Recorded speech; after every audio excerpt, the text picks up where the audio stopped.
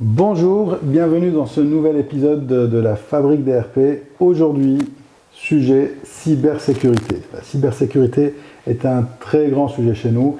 On travaille beaucoup dans ce secteur. On a eu et nous avons beaucoup de clients dans la cybersécurité.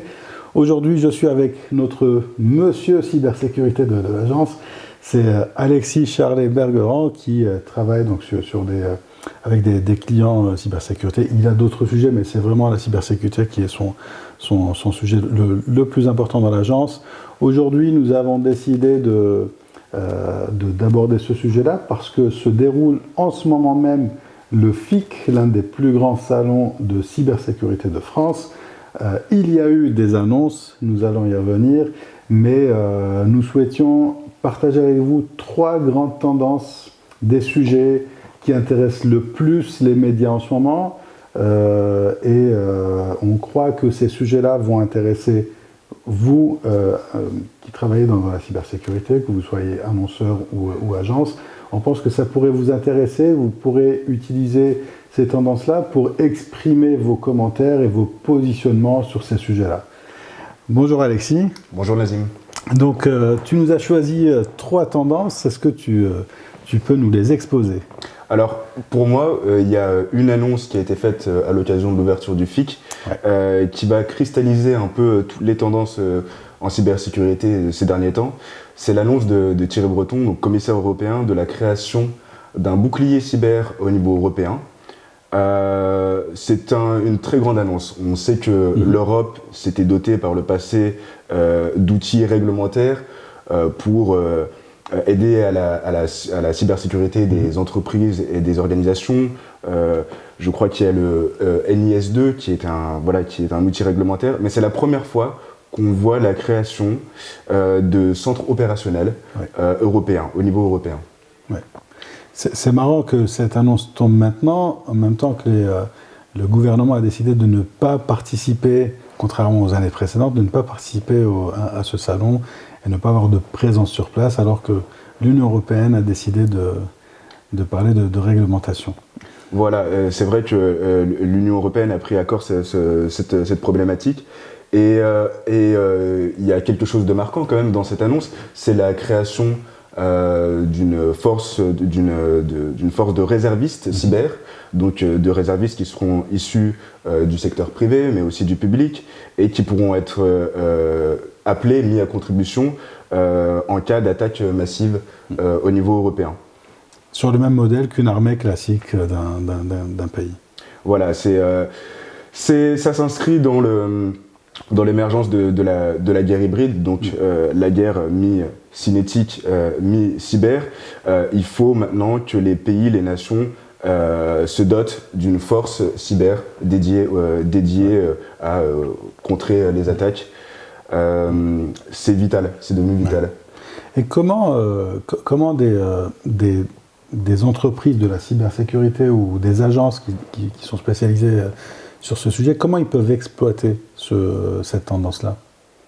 Est-ce que c'est maintenant qu'il faut commenter, plus tard, à quelles échéances ? Alors, c'est vrai que pour l'instant, il y a une annonce. Ce bouclier cyber,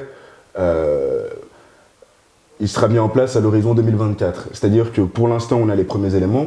Voilà, donc la création d'une force de réservistes, la création de plusieurs SOC en Europe, mais on en saura plus. Le sujet va revenir obligatoirement l'année prochaine. Oui, l'année prochaine, et d'ici là aussi, il peut y avoir de nouvelles annonces. Donc l'idée, c'est vraiment que vous soyez prêts. Si vous avez un positionnement, si vous avez une expertise sur le sujet, si vous avez quelque chose à dire, autant préparer ces sujets-là et réagir au moment où ça va revenir, où ça va ressortir, parce que vous aurez très peu de temps pour réagir. Et autant se préparer, c'est vraiment le nerf de la guerre.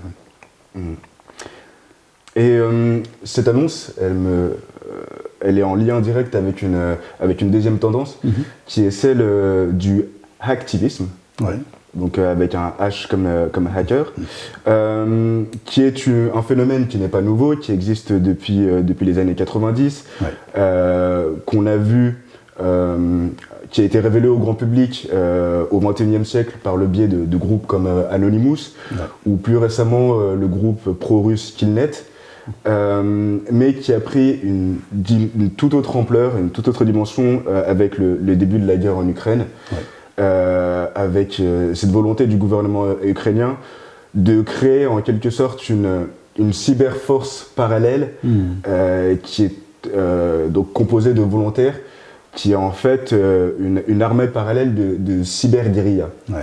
Et le gouvernement ukrainien veut d'ailleurs donner un cadre légal à cette force. On sait que la Russie aurait l'intention de faire quelque chose de similaire, donc on voit là que c'est une tendance qui va s'étendre à absolument tous les pays. Et il me semblait même qu'au FIC, il y avait un activiste, il me semble, qui a été invité à une conférence, il me semble l'avoir vu dans le programme. Et on remarque aussi une chose, dans les deux tendances que tu viens de citer jusque-là, la guerre en Ukraine et le fil rouge de ces deux tendances-là, effectivement. Oui, on voit que ce conflit bouleverse totalement la manière d'envisager la cybersécurité. Déjà, on voit que les pays européens mettent l'accent de plus en plus sur la collaboration entre les pays, le partage de données, mais aussi la collaboration entre le secteur privé et le secteur public. C'est une première, hein, Oui. Tout à fait. Donc il y a une autre grande tendance qui se dessine depuis quelques semaines, c'est celle de l'interdiction des applications, de certaines applications, que ce soit des applications de réseaux sociaux ou d'IA générative, dans des pays et notamment pour des personnalités politiques.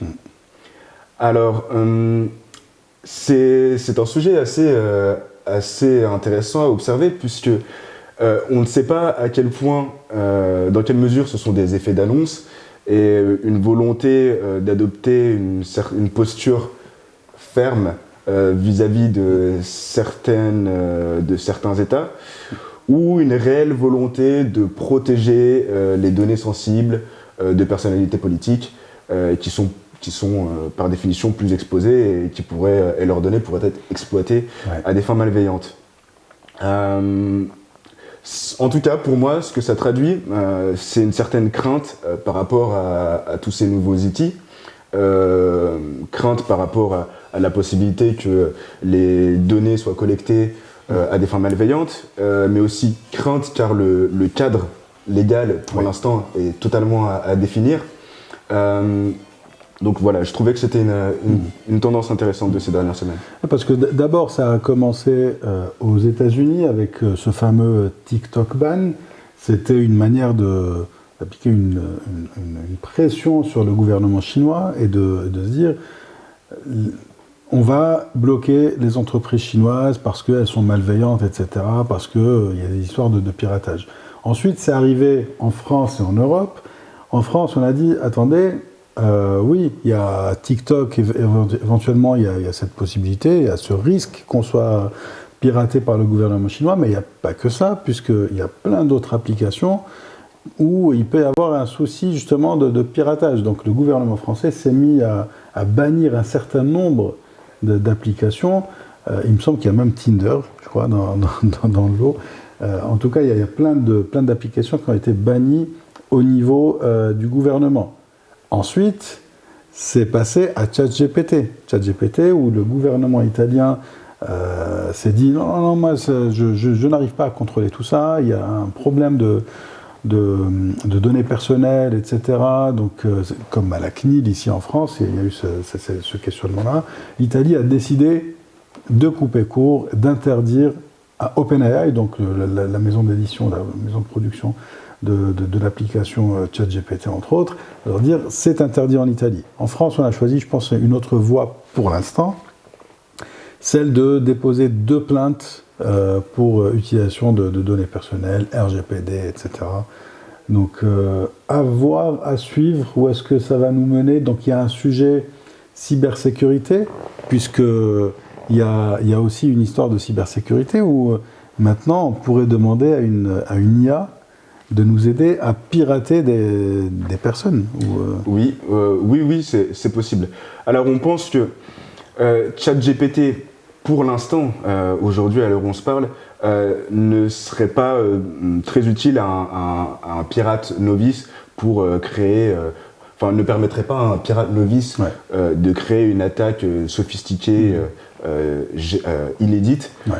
En revanche, ce qu'il est possible de faire avec ChatGPT aujourd'hui, c'est de faire de l'ingénierie sociale, c'est-à-dire de se faire passer pour une personne, de son choix, pour soutirer des informations, des fonds à sa victime. Et aujourd'hui, ChatGPT peut totalement aider une personne malveillante à créer un mail, une communication en se faisant passer par une personne.